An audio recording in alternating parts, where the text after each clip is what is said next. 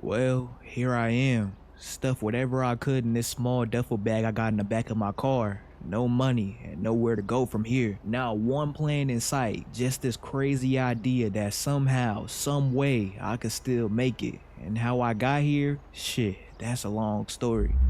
My name is Kendall Wright from Raleigh, North Carolina, and my love for this hooping shit started way back in the 4th grade. With my dad out the picture, growing up it was just me and my mom stugging it out. She worked a full-time job while also taking college classes, so majority of the time I was staying over my homie's RJ house. It's crazy to think, but me and bro been locked in since the 1st grade. I'm talking we had a sleepover one night and him and his people basically became my second family from there. And man, I remember them days like it was yesterday. Me and RJ spending hours at the park trying to copy the moves we seen on TV, talking trash to all the old heads, playing 101 to 100 and shit. RJ had already been hooping for a few years at that point, and his pops had him ahead of the game, basically training him from the day he could pick up a basketball. So as you can imagine, he was busting my ass. By middle school, he was tall, had a burner, and a tight handle with IQ beyond his years. Simply put, he wasn't moving like no 11 or 12-year-old, and it was clear that even back then, he was gonna make it far with this shit. And then there was me, on the complete opposite side of the spectrum. Throughout middle school, I was the scrawny kid with goggles at the end of the bench, getting treated like a Make-A-Wish kid anytime I was lucky enough to get subbed in. And it was more of the same going into high school. Me and RJ decided to go to Lincoln High, and while he immediately came in and made varsity, I just barely made the freshman team. Then sophomore year came around and I had to settle for JV, slowly improving but still feeling so far behind. But the summer going into junior year, I had one goal in mind: to finally make the varsity squad. You see, my mom couldn't afford no fancy trainer or top tier AAU team, so basically all I could do was practice the shit I seen on TV or on YouTube tutorials. So I turned my training up a notch. For my birthday, all I asked was for some weights and drill cones. From there, every day I was doing all types of calf raises and jump squats trying to get my bounce up. Then on the court, it was 1,000 makes a day, nothing less. Now what helped my case the most was that I finally saw a growth spurt, going from 5'8" to 6 foot in just one summer. So when trials came around, I achieved that goal of making varsity and had a solid junior year coming off the bench as a 6th man. Mainly being the spark plug, my job was to come in and wreak havoc on defense and hit open threes while RJ was doing his thing at the point. And coming from where I was freshman year, I was more than happy in this role. And I was telling myself, if I just kept working, maybe, just maybe, I can get the starting gig come senior year. But little did I know that summer was going to change everything for me. It happened again, another growth spurt. By the time the summer ended, I shot up to 6'4". And it wasn't just the height, I was stronger, more explosive, more confident. Suddenly, I wasn't just some spot-up shooter or defensive energy guy. I could put the ball on the floor, finish at the rim, and actually go at dudes. And for the first time in my life, I was a legit piece of a team. Starting along RJ our senior year, the chemistry was on point. He did this thing running the show at point guard, putting on a clinic, and I adjusted to my new role perfectly, hitting shots, locking up on defense, and throwing down some of my first in-game dunks. Game after game, we was making noise, winning, and putting on a show while doing it. And man, I just knew this was my moment. By the end of senior year, I averaged a solid 16 a game, along with 5 rebounds, 3 assists, and 2 steals to add on to that. I was hype as ever, feeling great,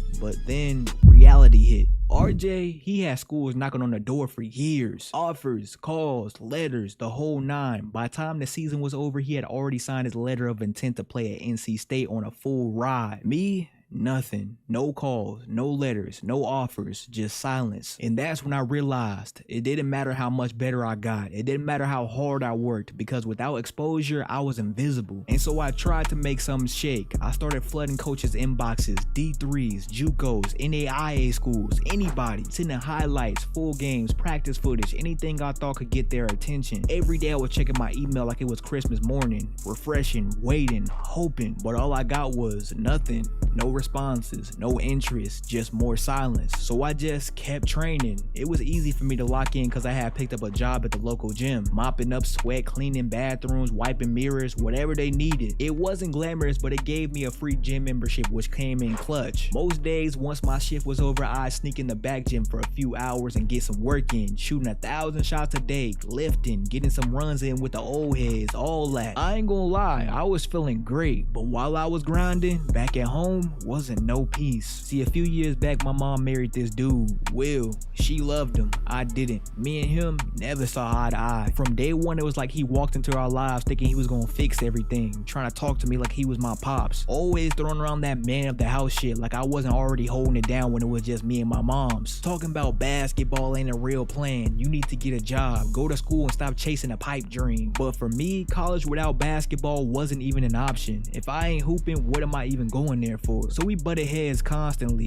Then one day, we really got into it. It got loud, heated, real ugly. And the worst part, my mom, she took his side. Told me that I was being disrespectful, that I need to grow up, that maybe I should find somewhere else to be if I wasn't gonna follow their rules. So that night, she kicked me out, and it's been 2 weeks since then. And I ain't gonna lie, it's been rough. I crashed at RJ's crib before he left for college, but since then I've been sleeping in my car in the same parking lot of the gym I've been working at. It's been the only roof over my head. Still, I continue to hoop. I had to. Late night workouts after the gym closed, shooting in the dark, running drills under the parking lot lights. It felt like the only thing I had control over. But no matter how much I trained, the reality of my situation started to sink in. No money, no offers, no real direction. And eventually I broke down, swallowed my pride, and I hit up my pops. We'd always been in contact, but not like that, not often, not deep. After the nasty divorce he had with my mom, shit got messy, and when he left North Carolina for Georgia to start over, I felt like he left me behind too. New wife, 2 new kids, big job, big house.